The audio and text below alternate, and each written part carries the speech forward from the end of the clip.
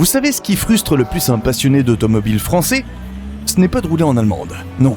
C'est d'avoir oublié que nous aussi, on a su rêver plus grand, plus fort, plus vite. Et oui, la France a conçu des supercars. Aujourd'hui, je vais vous parler de 7 pépites tombées dans l'oubli. 7 bolides hors normes. Et pour éviter que ces supercars made in France tombent une fois de plus dans l'oubli, rejoignez les 1,3% de nos spectateurs qui regardent nos vidéos. Abonnez-vous maintenant. Numéro 7, Talbot Lago T150C SS Goutte d'eau, 1937. Avant de parler de performance, parlons d'art. Car la Talbot Lago T150C SS Goutte d'eau, c'est d'abord une sculpture. Une carrosserie signée Figoni et Fallaci, tendue comme un galet poli par le vent. Une voiture construite comme une œuvre d'avant-garde, à une époque où l'aérodynamique n'était encore qu'une intuition. Nous sommes en 1937. L'Europe retient son souffle.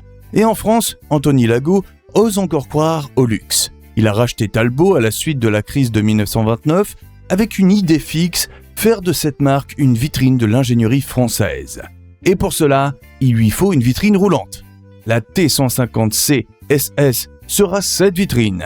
Sous le capot, un 6 cylindres de 4 litres, dérivé de la T150C de course. 3 carburateurs Zénith, jusqu'à 170 chevaux avec réglage, 185 km/h de pointe. Pour l'époque, c'est redoutable pour une voiture habillée comme un bijou. La goutte d'eau est aussi l'intelligence du compromis. Propulsion, boîte Wilson à 4 rapports, châssis bas, comportement vif. Et un intérieur digne des plus grands Delahaye ou Bugatti. Malheureusement, la guerre arrive, le monde bascule, et ce joyau, produit à seulement 10 à 20 exemplaires selon les sources dans cette version, SS carrosserie par Figoni et Fallaci, n'aura pas le temps d'installer sa légende. Aujourd'hui, elle se vend plusieurs millions aux enchères. Pourtant, en 1937, la supercar française avait déjà un nom et une ligne, Goutte d'eau. Et avant de parler de la supercar française, ultime connue de tous les passionnés, je vous donne un indice.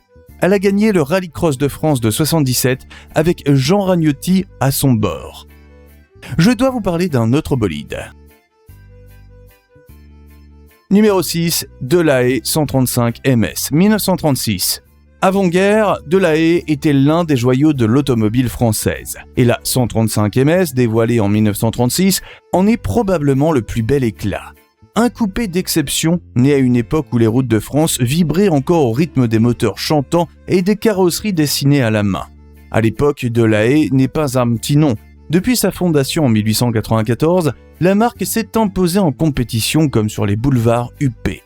La 135, c'est son chef-d'œuvre. Son châssis, 3 mots, solide, agile, élégant. Sa motorisation, un 6 cylindres en ligne de 3,5 litres, culbuté développant jusqu'à 135 chevaux dans sa version MS pour modifier spécial. Et quand vous posiez le pied droit, cette Delahaye filait à près de 170 km/h. Une fusée d'élégance habillée par les plus grands carrossiers. Figoni et Fallaci, Chaperon, Southchick ou encore Grabber. Des lignes qui coulaient comme une robe de haute couture. Sur piste, une victoire au Rallye Monte-Carlo 1937. Des podiums au Mans. Des places d'honneur dans toute l'Europe. Malheureusement, la Seconde Guerre mondiale va tout bouleverser. À la Libération, Delahaye tente de relancer la 135, mais les temps ont changé. À peine 2600 exemplaires verront le jour, toutes versions confondues. Et quand Delahaye ferme ses portes en 1954, elle entraîne avec elle cette légende méconnue. Une supercar avant l'heure que seuls les passionnés éclairés se rappellent encore aujourd'hui. Numéro 5, Alpine A310 V6 1976. En 1976, Alpine tourne une page. Après le triomphe de la berlinette A110 en rallye, la marque diepoise veut s'éloigner de la course pure pour viser plus haut, le grand tourisme.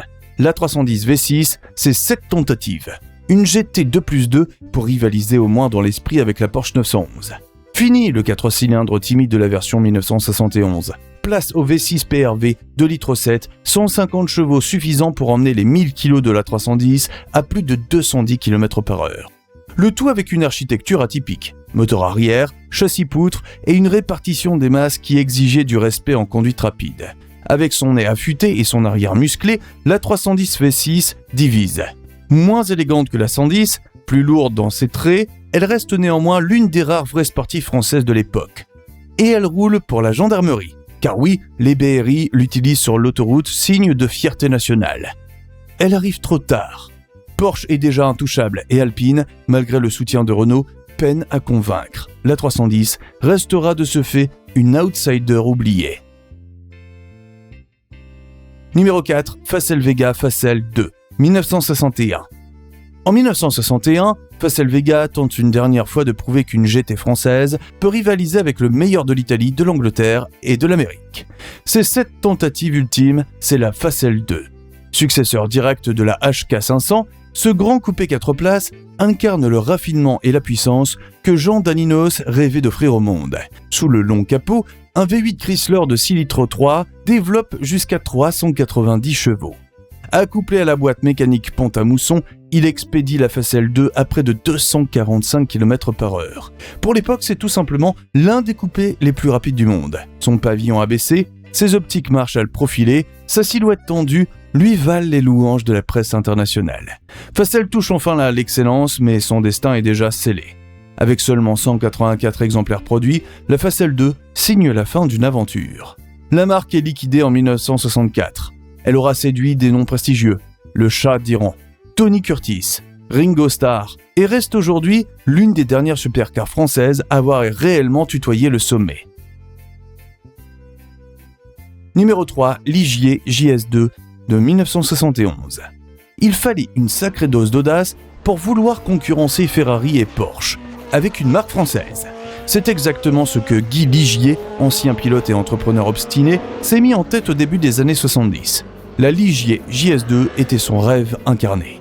Un coupé racé, tendu, signé Pietro Frua, retouché par Ligier lui-même.